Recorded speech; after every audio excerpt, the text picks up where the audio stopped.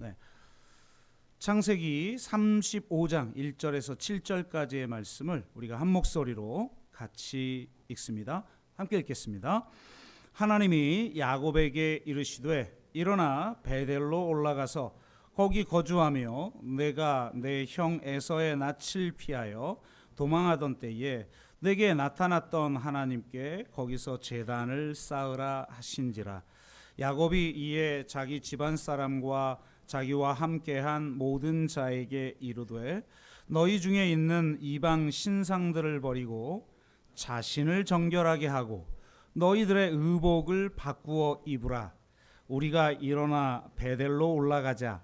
내 환난 날에 내게 응답하시며 내가 가는 길에서 나와 함께 하신 하나님께 내가 거기서 제단을 쌓으려 하노라 하매 그들이 자기 손에 있는 모든 이방 신상들과 자기 귀에 있는 귀걸이들을 야곱에게 주는지라.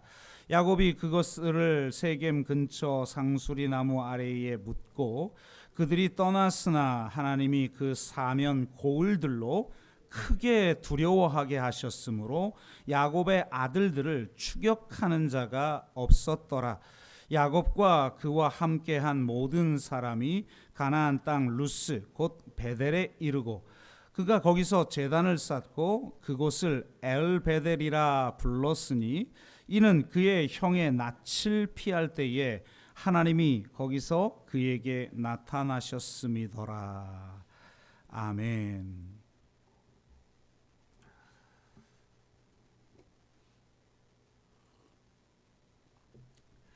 네, 제가 최근에 다큐멘터리 어른 김장하를 보았다는 말씀을 지난주에 드렸는데요. 잔잔한 어떤 감동이 있고 여운이 오래 남아서 이와 관련된 주제의 영상들을 좀 찾아서 보았습니다. 그 중에 하나가 바로 이 최형국과 관련된 영상이어서 많은 도전도 받고 하여서 이분들에 대한 또 책도 구입하여서 읽어보았는데요. 이 두 분에게는 공통점이 좀 있습니다. 여러 가지가 있지만 그 중에 하나를 소개하자면 가진 재산을 사회에 환원했다는 점입니다. 김장하 선생님은 이제 명의로 소문이 나서 이 진주 한약방으로 전국에서 사람들이 모여 들었고 그로 인해서 이제 떼돈을 벌게 됩니다. 근데 이분이 이런 생각을 했다고 그래요. 병든 사람들, 즉 불행한 사람들을 통해 번 돈이니 결코 자신을 위해서 쓰면 안 되겠다라는 그런 생각을 가지셨다는 거예요. 그래서 자신을 위해 쓰기보다는 주변의 어려운 이웃들을 돕는데 돈을 씁니다. 특히 여러 장학생들을 도울 뿐만 아니라 아예 학교를 세우게 되는데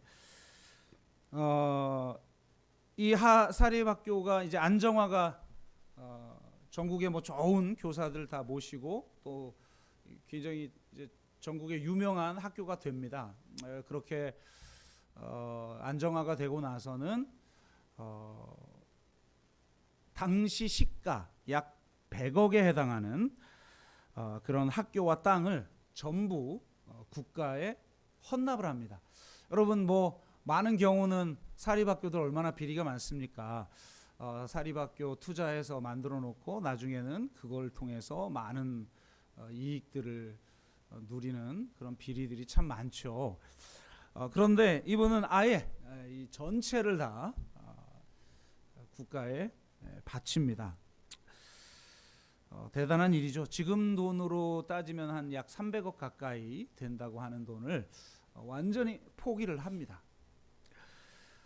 뭐 그 이외에도 아주 감동적인 스토리들이 굉장히 많은데요. 이 정도만 이야기를 하고 양산 효암학원 이사장인 최영국 선생님은 한때 24개의 기업을 경영하면서 개인 소득세 납부액이 전국에서 10손가락 안에 들 정도로 거부였다고 그래요. 그러니까 뭐 기업 규모나 수익은 모르겠으나 어쨌든 그 오너의 그 총 수익으로만 보면 이제 전국 10위권 안에 드는 사람이었다는 거죠. 이분 표현에 의하면 돈 쓰는 재미, 여러분 돈 퍽퍽 쓰면 재밌잖아요. 돈 아끼는 것만큼 힘든 것도 없죠. 그래서 뭐 내가 쓰고 싶을 때 팍팍 쓰는 거 참 재미있는데 이분 표현에 의하면 돈 쓰는 재미는 돈 버는 재미에 비하면 아무것도 아니라 돈 버는 재미는 마치 마약과 같다. 네, 이렇게 이야기를 합니다. 여러분 마치 마약을 먹은 것 같이 기쁠 정도로 돈 벌어 보셨어요? 좀 그런 분들이 좀 있으면 좋겠는데 우리 교인들 중에도 그런데 그러니까 이거 이래서는 안 되겠다라는 생각을 하게 됐다는 거예요. 또 뭐 한편으로는 당시 이제 막 유신 체제가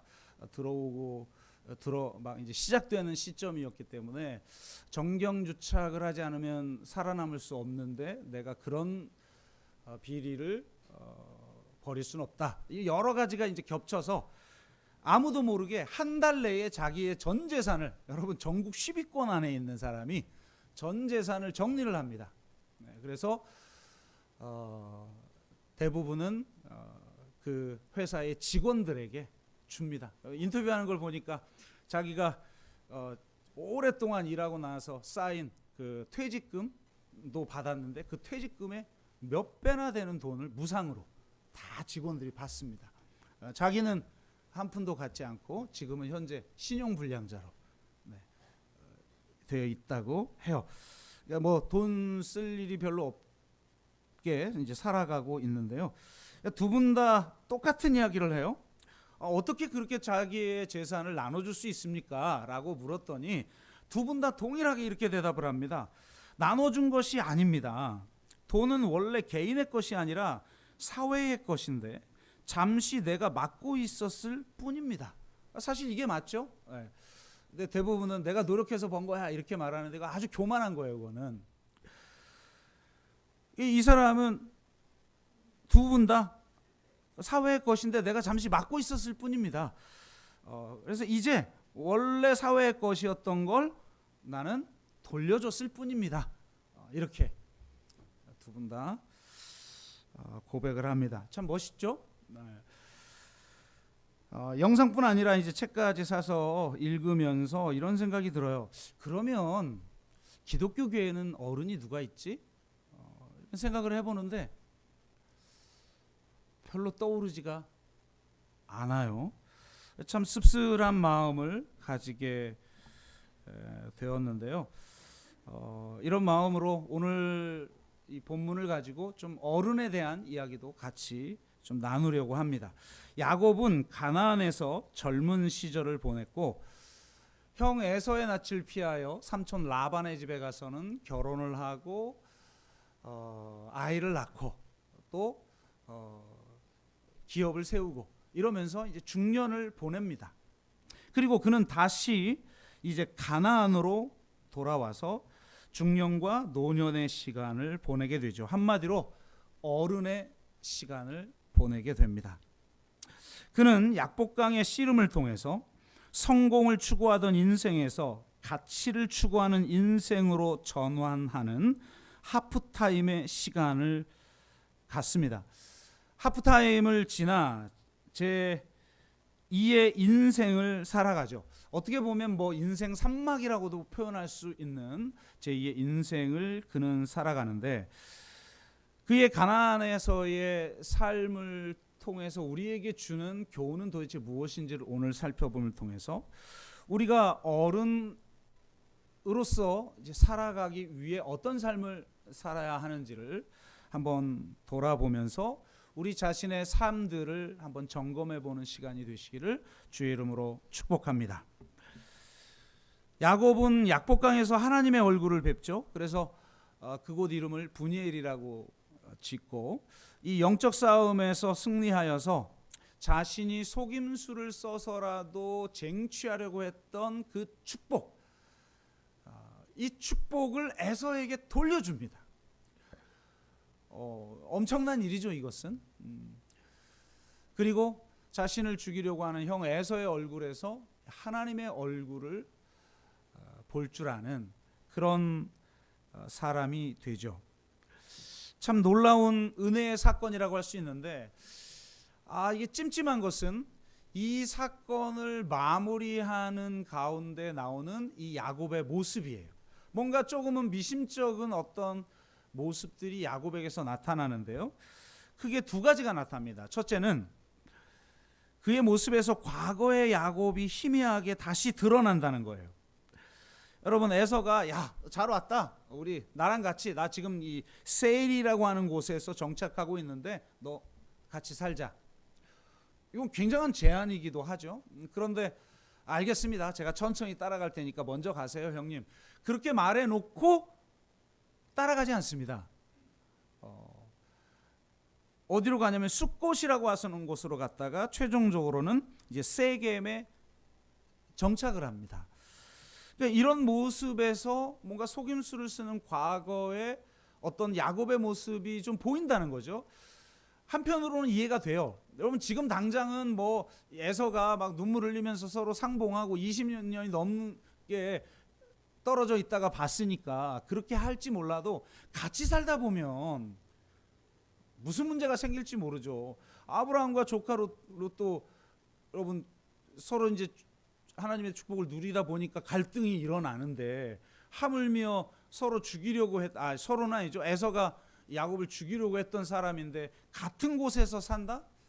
이건 보통 어려운 일이 아닙니다. 그래서 아마도 이후로에 돌변할지도 모르는 에서와 함께 사는 건 옳지 않다고 판단을 했던 것 같아요. 그래서 숫곳으로 갔다가 이제 세겜에 정착했는데, 한편으로는 이해하지만 그 과정을 보면 또 속인 거나 마찬가지인 이야기를 했단 말이에요.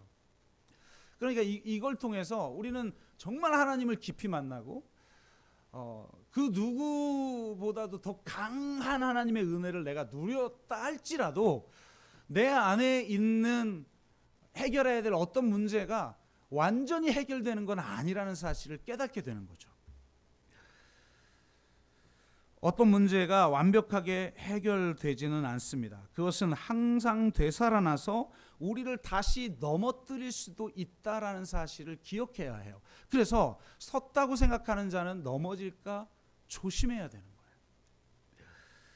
이런 교훈을 우리에게 지금 던지고 있고, 두 번째, 이것이 더 중요한데, 그는 다시 가나안으로 가라는 하나님의 명령이 가지는 보다 중요한 하나님의 목적을 잃어버린 것 같아요. 여러분, 사실 가나안 땅을 하나님이 주시겠다고 해서 가나안으로 다시 돌아오는 축복을 누리고 정말 갑부가 되는 그런 축복을 누렸는데, 사실은 그 축복 자체가 목적은 아니죠. 우리도 그렇잖아요. 여러분, 구원이 중요하고 너무 큰 은혜지만 구원 자체가 우리의 목적이 아니잖아요. 우리를 구원하신 하나님의 목적이라는 게 존재하죠. 그래서 항상 은혜와 사명은 같이 오는 거예요. 더 중요한 건 사명이죠. 이 사명을 위해서 부름을 받았는데 이 사명을 잊고 살면 결국은 이 구원도 취소가 된다라는 것을 성경이 보여주고 있어요. 그래서 이 구약의 역사 전체는 결국 하나님의 구원과 출애굽을 경험한 이스라엘의 실패, 그리고 그 이스라엘의 실패를 만회하기 위해서 이 땅에 오신 예수 그리스도, 그리고 그분의 구원 사건, 이것이 바로 이 성경에 있는 하나님의 구원 사건 아니겠어요?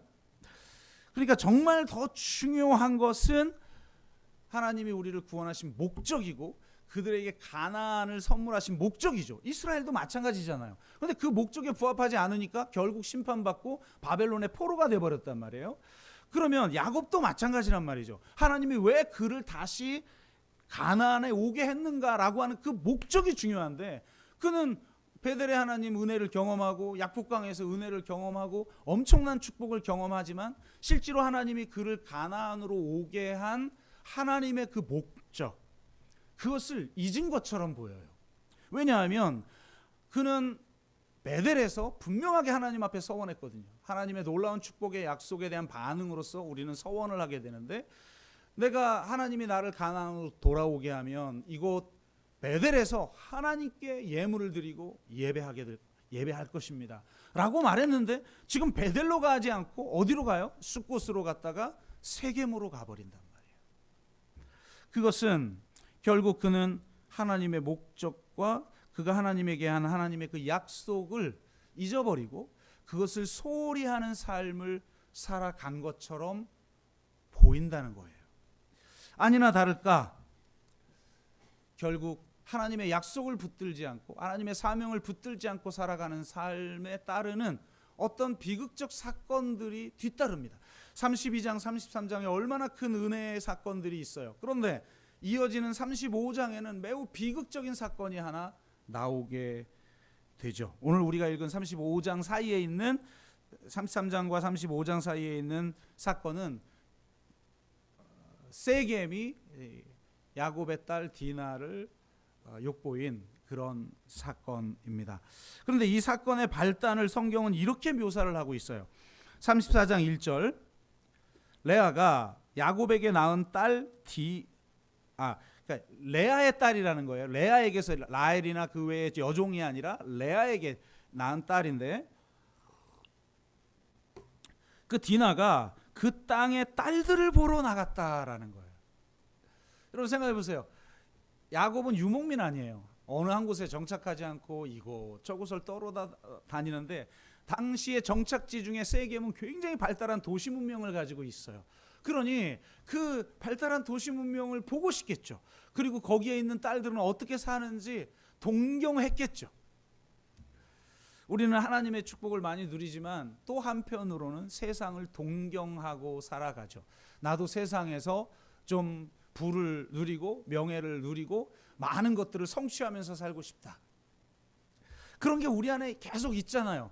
그 중심을 향한 동경, 이게 우리 안에 있지 않습니까? 아마 야곱의 자녀들 전체가 그랬을 것 같아요. 이후에 이어지는 사건을 보면. 그런데 이 디나도 그런 동경의 마음으로 그 딸들을 보러 가요. 그런데 안타깝게도 그 세겜의 추장인 이름도 세겜이에요. 하몰의 아들 세겜이 디나를 보고 흠모하여 그를 강간을 합니다. 아주 비극적인 성폭력 사건이 일어나죠. 근데 이때 사용했던 용어들을 보면 창세기 6장에서 하나님의 아들들과 사람의 딸들의 부적절한 관계를 묘사하는 단어들을 사용하고 있어요. 그리고 이것은 성경 전체를 통해 계속 반복돼요. 보고 탐내어 취했다라는 거거든요. 이게 우리의 이 욕망의 구조 그리고 죄의 구조를 보여주는 것입니다. 이것은 세겜의 거대한 문명이 하나님의 백성을 삼켜버리고 타락시키는 모습을 형상화했다고 볼 수가 있는 대목이죠. 그런데 놀랍게도 보통은 이렇게 강제로 취하고 나면 이제 도리어 싫어지게 되는 것인데 세겜은 디나를 사랑하고 디나와 결혼하겠다고 그래요. 그리고 실제로 고대 근동에는 결혼의 수단으로 이렇게 강제로 겁탈을 하는 이런 문화가 있었잖아요. 아주 악한 문화이지만 고대 근동에는 그런 문화가 있었단 말이에요. 그러면서 결혼하기를 원하니까 아버지 하몰이 직접 찾아와서 정말 거부할 수 없는 제안들을 합니다. 내 땅에 와서 정착해라. 기업을 주겠다. 그리고 어마어마한 결혼 지참금을 주겠다. 그렇게 제안을 합니다. 그런데 이때 야곱이 주도적으로 대화를 하지 않아요. 이때 협상의 주체로 누가 나서냐면 야곱의 아들들이 나서요. 그러니까 이 영적 주도권을 이미 상실한 것처럼 보이는 대목들이 계속 보이는 거죠. 지금 야곱이 그러면서 제안을 하는데 우리 족속은 할례를 행하지 않는 족속하고는 결혼을 하지 않는다. 너희들이 만약에 할례를 행한다면 우리가 이 결혼에 응하겠다. 그런데 이걸 좋게 여겨요. 하몰과 세겜이 좋게 여겨서 전체가 다 할례를 행하고 디나를 데려갑니다. 그런데 여러분 생각해 보세요. 의술이 발달한 때도 아니고 고대 근동에서 무슨 마취제가 있었겠습니까? 무슨 소독제가 있었겠습니까? 얼마나 고통스러운 과정을 거쳐야 돼요. 그러니까 성경에 보면 이 34장에 보면 제 3일에 아직 그들이 아파할 때, 그러니까 그들이 아파가지고 전체가 다 아마 누워 있었겠죠. 그때 바로 이 디나의 오라버니, 그러니까 레아의 아들들인 거죠. 시므온과 레위가 각기 칼을 가지고 가서 그 성의 모든 남성들을 다 죽여버립니다. 하몰과 세겜과 모든 남성들, 그냥 아파서 누워 있으니까 저항조차 할 수 없는 사람들을 다 죽여버려요. 와, 이거 엄청난 폭력이죠. 성폭력을 행한 세겜에게 보복하는 행위도를 넘어서잖아요. 그냥 한 개인을 죽이고 온 게 아니라 그냥 그 성에 있는 모든 남성들을 다 죽여버려요. 그럼 여기서 멈췄느냐? 그것도 아니에요. 그가 남성들을 다 죽이고 디나를 데려오니까 이제 나머지 야곱의 아들들이 다시 그 시체 있는 성읍으로 가서 노략을 합니다. 그들이 양과 소와 나귀와 그 성읍에 있는 것들과 들에 있는 것들과 그들의 모든 재물을 빼앗으며 그들의 자녀와 그들의 아내들을 사로잡고 집 속의 물건들을 다 노략한지라. 와, 이거는 정말 하나님의 심판을 받았던, 사실 그 여호수아의 그 정복 전쟁은 말 표현이 잘못된 거죠. 무슨 강대국이 약소국을 정복하는 그런 전쟁이 아니었잖아요. 무기 하나도 없는데 무슨 정복을 합니까? 그러니까 하나님의 심판을 대행하는 그런 일을 행하고 있었는데, 그 심판 당시에 타락했던 가늠도 하지 않는 행동들을 할 정도인 거예요, 이 죄는. 그러니까 어떻게 보면 가나안 백성보다 더 가나안 백성 같은 짓을 저질렀던 거죠. 세겜 문명을 부러워하더니 사실은 닮지 말아야 할 것까지 닮아버렸어요. 아니, 더 정확하게 말하자면 어떻게 보면 이 세상 문명의 본질이라고 할 수 있는 그 폭력을 닮아버린 거예요. 여러분, 내가 동경하는 거 닮게 되는 거예요. 돈 사랑하는 사람은 돈의 성격이 그 사람의 인품이 되는 거잖아요. 그러니까 그 사람의 인품은 그 사람의 동경이 무엇인지를 보여주는 거거든요. 근데 결국은 그 문명을 사랑하더니 그 문명의 본질이라고 할 수 있는, 이제 철학적으로 사회학적으로는 보통은 설립적 폭력 혹은 시원적 폭력이라고 표현을 하는데, 그 문명의 그 시원적 폭력이 그 문명에 다 묻어나 있거든요. 그것이 지금 사회의 다양한 문제들로 드러나는 거예요. 그런데 그 폭력까지 닮아버린 거예요. 참 무서운 일이고, 심지어 여러분, 할례가 어떤 겁니까? 하나님이, 우리가 같이 나누었지만 아브라함과 언약을 맺으면서 그 언약에 충성할 걸 요구할 때 사용했던 것이 바로 할례였단 말이에요. 그러니까 언약의 증표죠. 그런데 이 언약의 증표인 이 할례를 보복의 수단으로 사용해 버리는 거예요. 이게 지금 말이 되는 겁니까? 탐욕에 눈이 어두웠고 또 보복하고자 하는 그 분노에 눈이 어두워서 언약의 증표인 할례까지도 수단으로 만들어 버리는 거죠. 종교가 권력과 탐욕의 수단이 되어버릴 수 있다는 걸 성경은 보여주고 있는 거예요.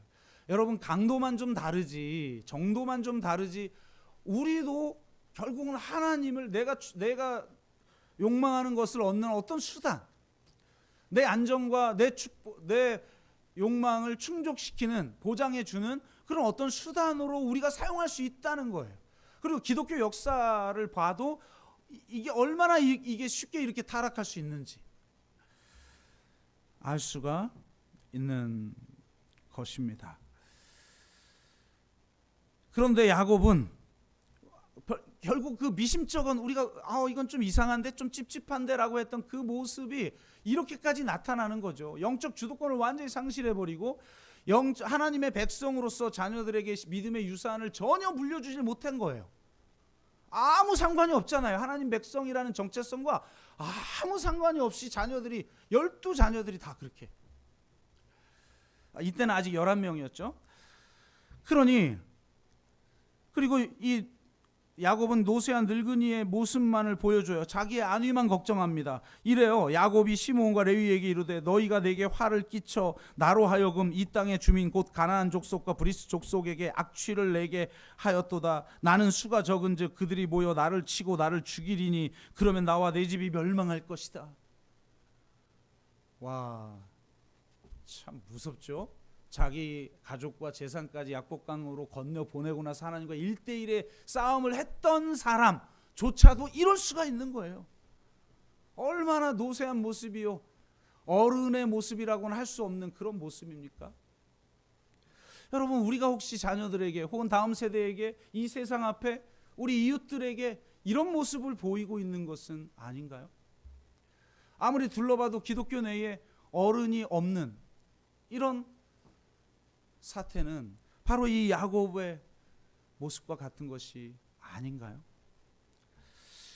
뭐 성경에 명확하게 나타나진 않는데 아마 에서를 두려워하듯이 이 보복이 두려웠던 것 같아요. 그래서 하나님 앞에 무슨 기도했는지는 모르겠어요. 그런데 놀랍게 바로 이때 오늘 우리가 35장 넘어와서 보니까 하나님이 나타나서 말씀하셔요.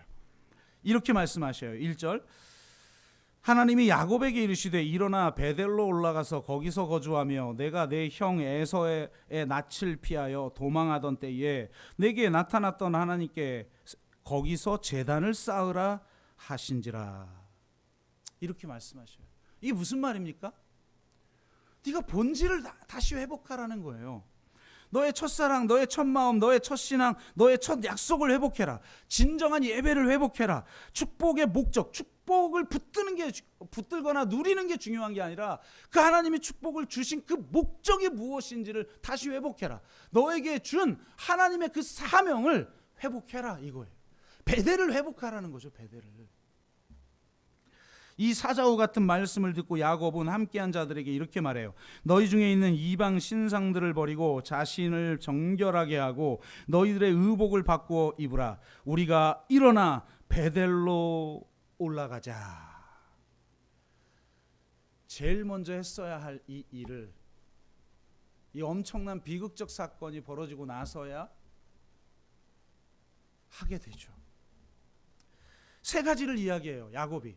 이게 진짜 말도 안 되는 게, 하나님을 이 어줍잖은 신앙의 인물이 아니라 베델에서 하나님을 만났고 약복강에서 하나님을 만난 사람이에요. 그런데 그 집안의 사람들이 전부 우상을 가지고 있어요. 여러분, 우상 숭배의 본질이 뭐예요? 하나님을 떠나 이 세상 신을 섬기는 게 우상 숭배가 아니잖아요. 이스라엘에게 나타난 우상 숭배의 본질은 하나님도 섬기고 이방신도 섬기는 거예요. 하나님과 만몬을 동시에 섬기는 거예요. 한마디로 양다리 신앙이에요. 지금 한국 교회 대부분이 다 양다리 신앙 아닙니까? 하나님을 믿는 신앙은 딱 주일 예배 드리는 때만 작동하죠. 월요일 이후 여러분 나머지 6일 동안 경제, 사회, 문화 모든 영역 속에서 과연 우리는 진짜 하나님 나라 가치를 가지고 살아가는가? 진짜 하나님 그 한 분만을 사랑하는가? 그분 한 분만으로 족한가? 그리고 그분이 우리에게 요구하고 계신 하나님 나라 백성으로서 추구해야 될 그 가치를 실현하면서 내 삶 전체의 모든 영역 속에서 그걸 실현하면서 살아가는가? 우상이 뭡니까? 뭐 놓고 거기 절하기만 하면 그게 우상입니까? 그런 미신적 신앙은 이제 거의 물론 여전히 존재하죠. 여전히 무당 쫓아다니고 한심한 노릇인데, 어쨌든 그런 정도가 우상 숭배가 아니라, 그런 원초적인 수준의 낮은 단계의 우상이 아니라 진짜 내 삶 속에서 그런 걸 추구하지 않아도 하나님과 만몬을 동시에 섬길 수 있는, 하나님은 주일날 섬기고 평일날은 세상을 섬기고 그럴 수 있는 거죠. 지금 한국교회 교인들의 가치관이 그런 건 아닙니까? 대화해보면 알아요. 어려운 일이 있을 때, 어떤 걸 결정할 때 무엇 때문에 그런 결정을 하는지를 들어보면 알아요. 예배도 신실하게 하고 예배도 빠지지 않고 헌금도 잘하고 봉사도 열심히 하는데 그 외에 나머지의 삶을 보면 도대체 기독교적 가치관이라는 게 없죠. 그걸 정리한 거예요, 지금 야곱이. 그 우상들을 땅에 묻어버립니다. 그리고 정결하라라고 말해요. 시내산 앞에서 하나님과 언약을 맺을 때 하나님의 요구죠. 너희들은 정결하게 하라. 요단강을 건너서 가나안을 정복할 때도 마찬가지죠. 정결하게 하라. 디모데후서 2장 21절은 이렇게 말해요. 누구든지 자기를 깨끗하게 하면 귀히 쓰이는 그릇이 되어 거룩하고 주인의 쓰임에 합당하며. 얼마나 화려한 그릇인가? 남 앞에 자랑할 만한 그릇인가? 값어치 있는 그릇인가? 얼마나 큰 그릇인가가 중요한 게 아니라 깨끗한 그릇을 하나님은 사용한다는 거죠. 그럼 도대체 깨끗하다는 게 뭘까? 참 한국말이 기가 막혀요. 한국말 원어가 우리가 깨끗하다라고 할 때 깨끗이 깨트리고 끝장낸다 이런 뜻이래요.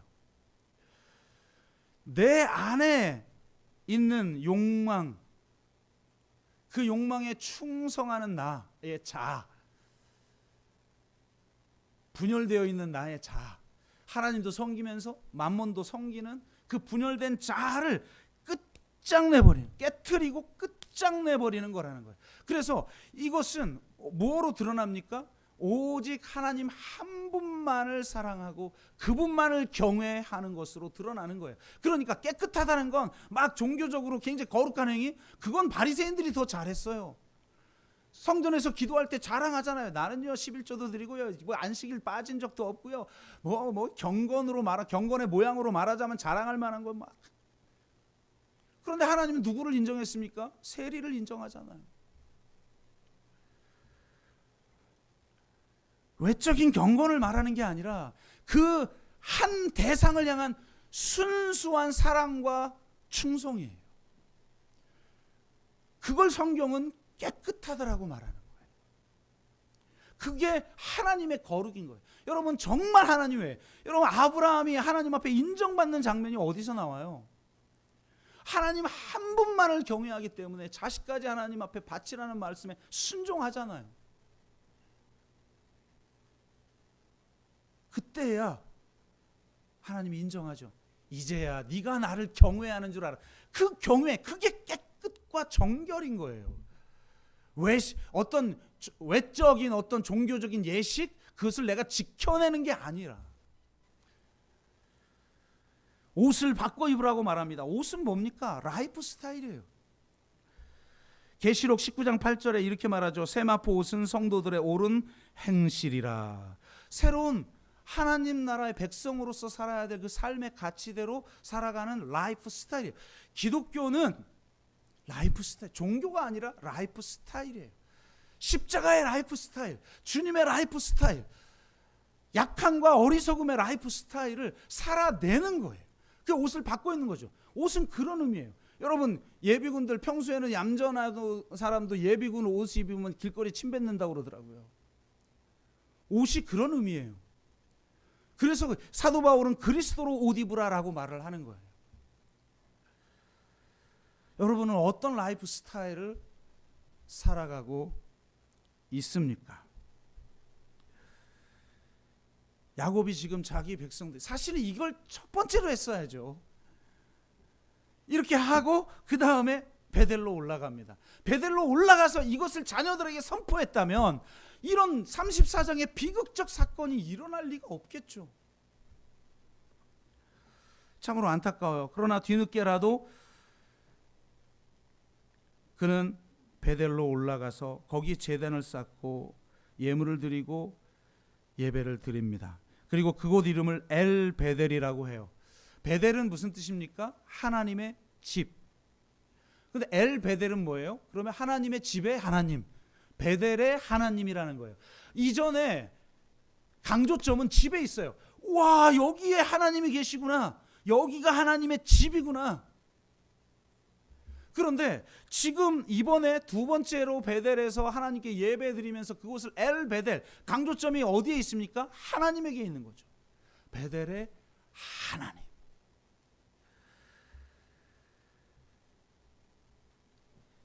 영적 갱신과 예배의 회복을 통해 그는 오직 하나님께 집중하는 삶을 살아갑니다. 장소와 공간이 아니라 신앙과 가치가 중요해지는 삶을 살아가죠. 가족들은 처음으로 이 베델을 경험합니다. 여러분 베델에서도 야곱이 혼자 하나님 만났죠. 약복강에서도 혼자 하나님 만났어요. 다 재물과 가족을 다 약복강 건너편으로 보냈기 때문에.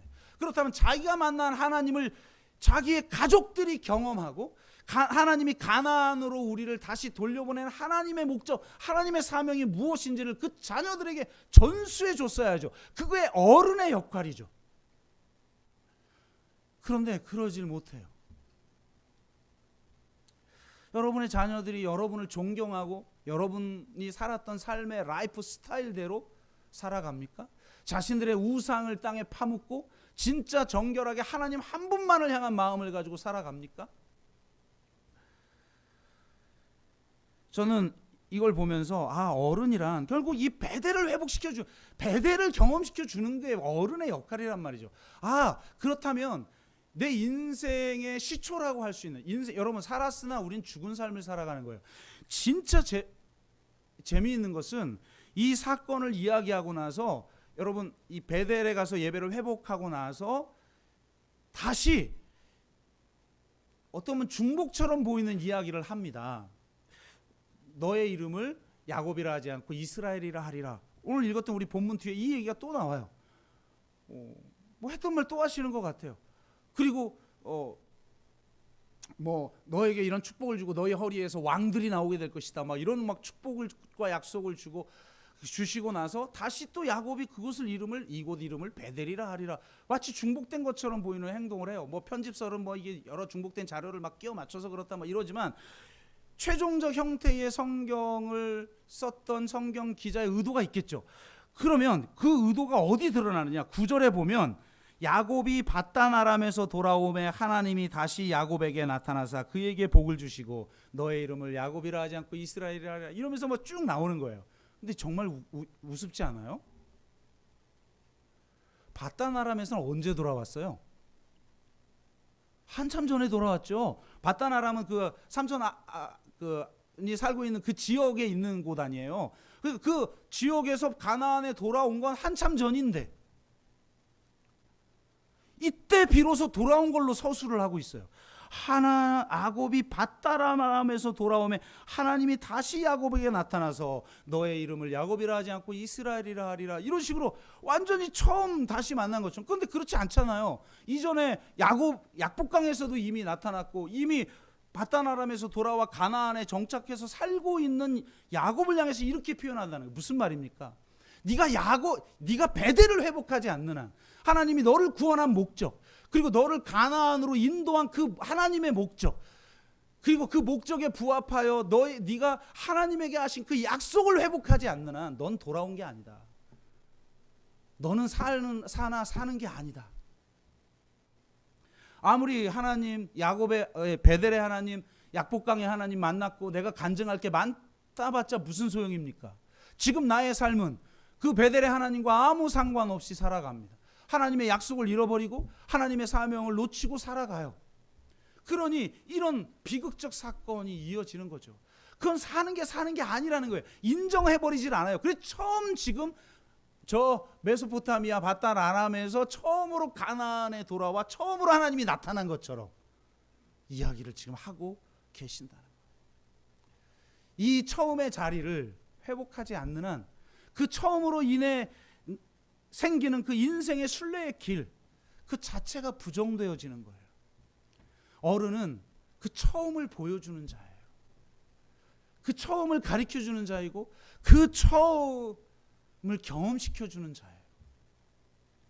제가 어제 재미있는 걸 하나 봤는데 금요일인가 목요일쯤에 제 아내가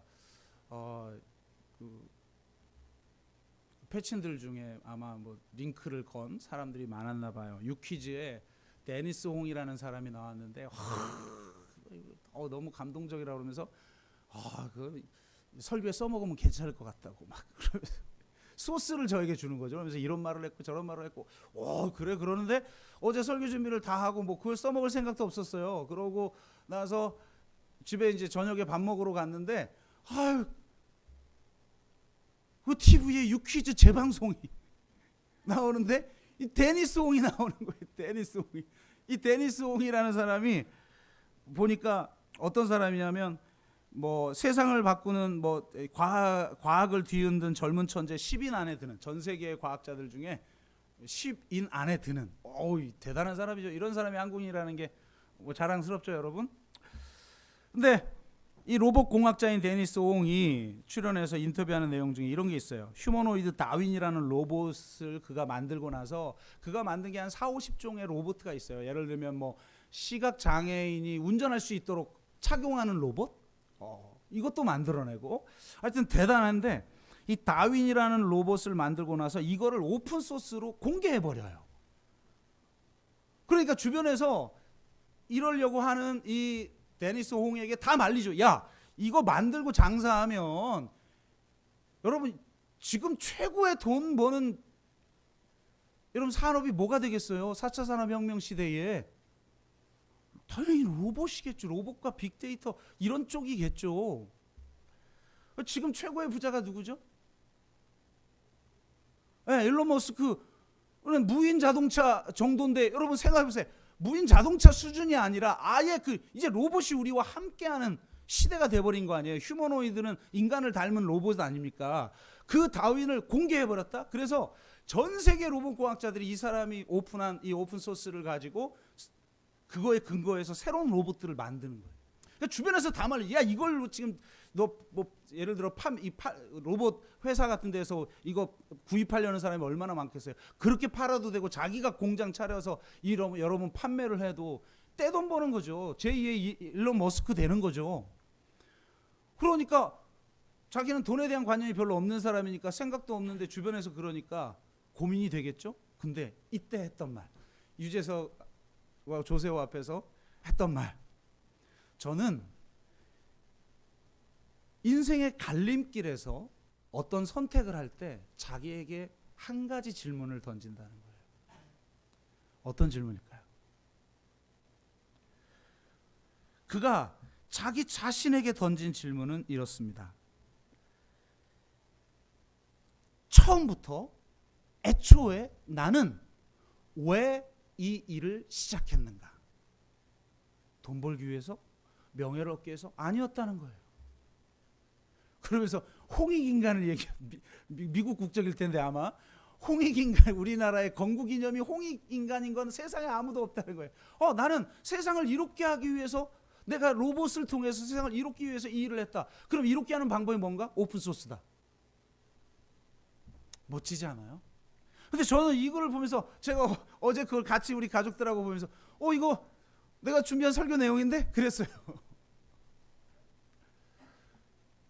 우리가 왜 처음 이 일을 시작했는가?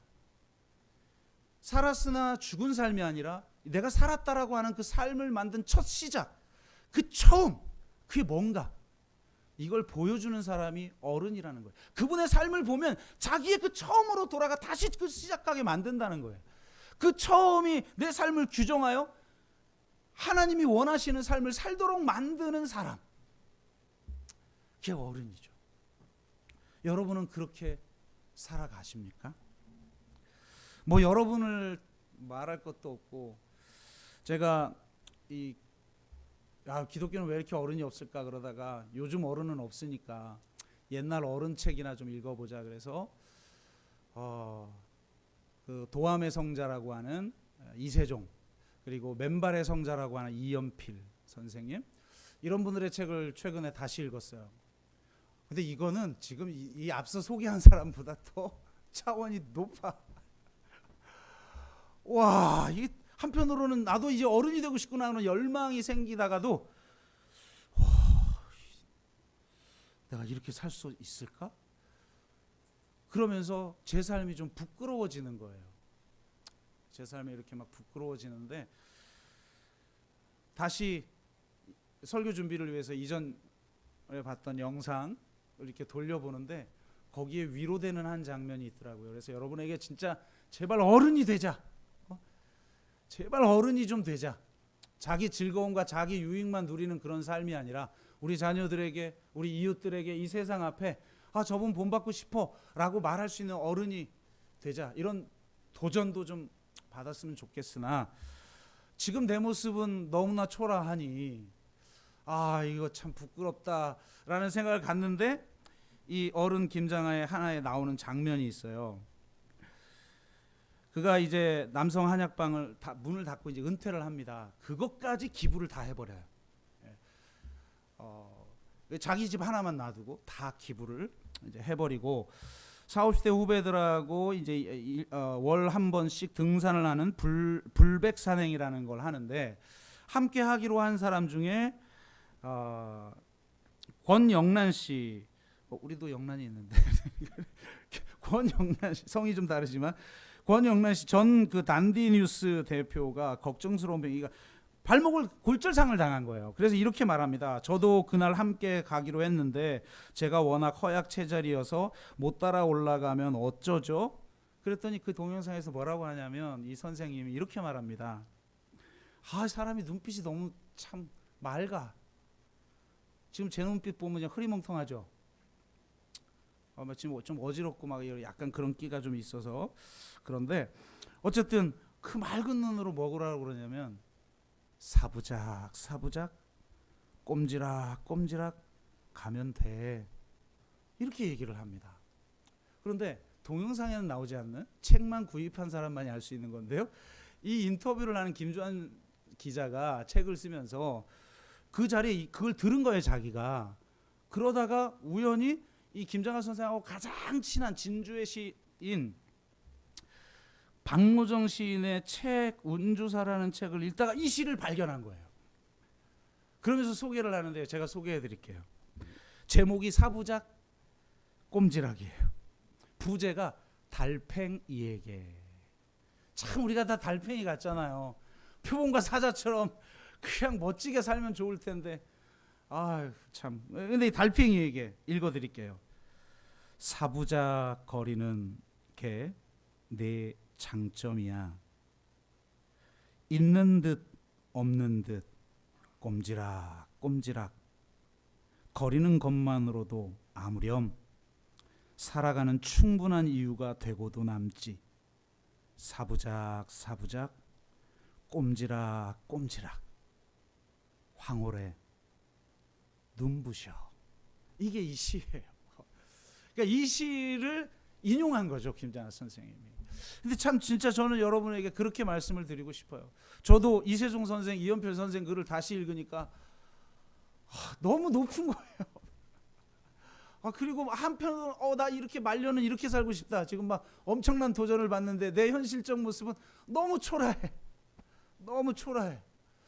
그런데 사부작 사부작 그냥 꼼지락 꼼지락 하나님이 보낸 내 삶의 현장에서 그렇게 가면 됩니다. 우리 함께 사부작 사부작 꼼지락 꼼지락 가봅시다. 그게 눈부신 겁니다. 하나님이 저희를 그렇게 봐주실 줄로 믿습니다. 그런 삶을 정말 어른으로서의 살아가는 그런 삶을 우리 모두가 살아가는 저와 여러분 되시기를 주의 이름으로 축복합니다. 우리 같이 찬양하고 같이 기도하겠습니다. 준비한 예물을 못 드린